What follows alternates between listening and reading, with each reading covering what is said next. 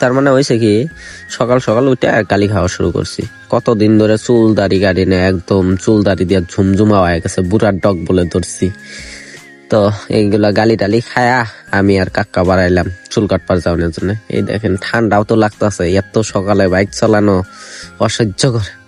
তারপরে আঙ্গুর ফির মহাজন এমএলএ সাহেব আছিল অল্প ফাঁকে, এমএলএ সাহেব পিক আপ করলাম, পিক আপ করে 3 জনে গেতে আছি।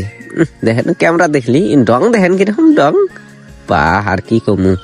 অত কথা না কয়ে এই যে এসে গেলাম নাপিতের দোকানে। এই দাদার একটা ইচ্ছাটা ফির আমি চুল কাটি না, আইসে দেখি যে ভিড়। তারপরে এই যে ক্যামেরা নিয়ে মিররের সামনে কি পোস্ট দিতেছি আর ভাবতেছি আমার চুলগুলো আজকে কি হবো। এই চুল কাটা কষ্ট খালি ছেলেরাই জানে যে চুল কাটা কষ্ট কেমন। চুলটা যদিও শখের আছিল, কাটার ইচ্ছা আছিল না, তাও কাটতাছি। কারণ কি করবো, গালি ডেইলি দিন ভালো লাগে না এত গালি খাওয়া। তারপরে বসে গেলাম, বসে যায় ভাইটা বুঝা দিতেছে যে চুলটা কিভাবে কাটন নাকবো না কাটন নাকবো, চুলটা কেমন স্টাইলে দিলে ভালো হবো। তারপরে ভাইটা করলো না এই স্টাইলে না, আমি একটা স্টাইলে দিয়ে দেই, দেখো কেমন হয় না হয়। তারপরে আমি বললাম দাও।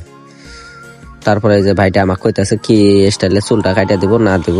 তারপরে চুল টুল কাটা শুরু করলো, হাতিয়ার পাতি এই যে বাটাল খন্তা আরো কি বা চিরুনি টিরুনি। তো ক্যামেরা নিয়ে ডংটাই অল্প বেশি চলে। তারপরে এই দেখেন কি সুনু টুনু কি মাহান হইছে, এক গুদ মারছে, ডাইরেক্ট শ্বশুর বাড়ি পৌঁছিলাম, এমন সুনু মা হাইতেছে। এটা কি আমি চেনাইনু যায় না বাপরে। এই দেখেন ফাইনালি গাইস চুল টুল কাটা শেষ। এই দেখেন আমার বন্ধু একটা আইসা হেরা খুদাই ই না গাইছে। তারপরে এমএলএ সাহেব ফির অল্প বাবরি রাখছে না, কালার করতেছে, কালার টালার করলো। ওর দেখা দেখি আমার কি এলো না, আমিও কালার করছি। তারপর আমিও কালার করলাম। সো গাইস এই ব্লগটা এই পর্যন্ত।